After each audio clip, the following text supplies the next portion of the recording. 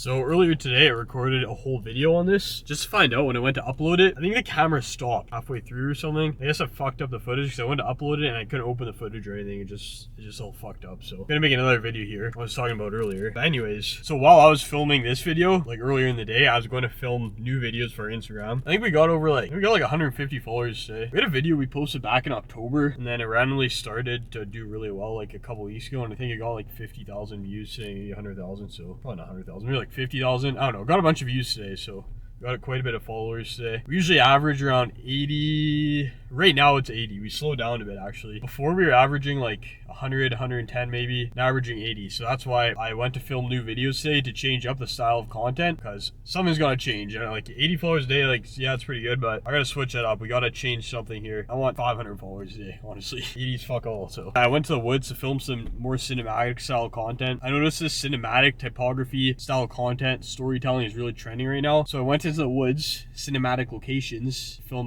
some videos. So I did that a few days ago, did it today. So when Mike gets back, I'm gonna get him to film some of those too. We'll just try them out, maybe 15 videos. Try them out, see if they do well. If they do well, double down on them. If not, switch, try something else out. Social media is weird. Like there's new trends all the time. Different things are always trending. You gotta find what works. Catch on to a good trend. Our first viral video got like 3.5 million views on Instagram, and we literally just caught a trend at the perfect time. Like it was about these 3 Instagram settings to turn on. Everyone who made videos like that got like a shit ton of views. So we were one of the first ones, but we made it better. We had a crazy hook and everything, so we got like 3.5 million views on that. So that really started to take us off on Instagram. Yeah, then we had a few other viral videos since then, catching trends and all that. But I want more consistent. We probably have one video a bit over 1 million views, another one 3.5 million, the one I was telling you about, 500K. Couple 100,000 ones, and some in the 50 to 80,000 view range. But a lot of our videos get like 2,000 to 5,000 views, which I don't like. I hate when that happens actually. I want at least 10,000 views video. And anyone who starts growing on social media, you'll know it's addicting. Also another new thing. So pretty much, I finished up Think and Grow Rich again. So Napoleon Hill, author of the book, he used to do this thing where he'd lie down and visualize a meeting. I think he called it his Mastermind Council. So it was literally all in his head. And I know it sounds fucking crazy and weird, but I forget who, like he had people like Henry Ford, Andrew Carnegie. He would literally visualize him being like the head of the meeting, sitting at a table with these people. And all these people had certain personality traits which he wanted to acquire. So he started visualizing meetings with them and asking them questions. And I guess when he did that, because it was technically all in his head, the answers he got from these people were technically from his subconscious mind.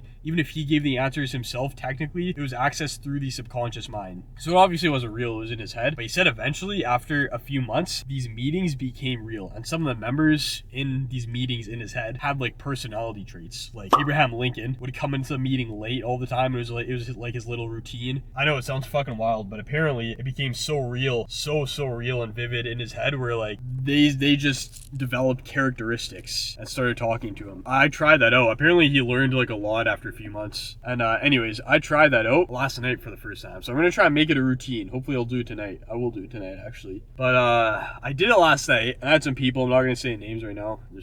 I don't really feel like it, to be honest, but I'll expose the names eventually. I don't want to give away my mastermind alliance. One of the people had extreme discipline, mental fortitude. So that is one of the most important characteristics or traits of a successful person. It's having an extremely strong mind, staying disciplined. So it's a trait I want to acquire. There's about 3 other people there too, but I was like, yeah, I'm gonna ask this person how to acquire this trait. And they gave me an answer, but I guess it was technically my subconscious mind. I must have knew it all along because like obviously I wasn't talking to this person. So it must have been in the back of my head. But I never consciously thought of it. So I asked how to build this mental strength.